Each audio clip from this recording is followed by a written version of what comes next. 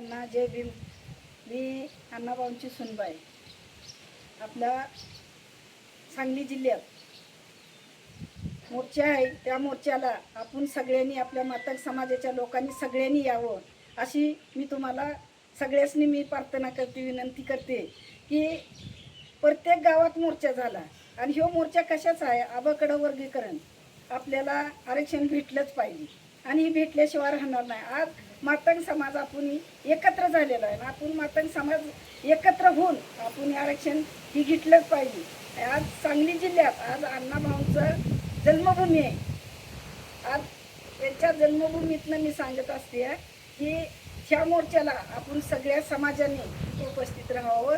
मी येणार आहे, तुम्ही बी या.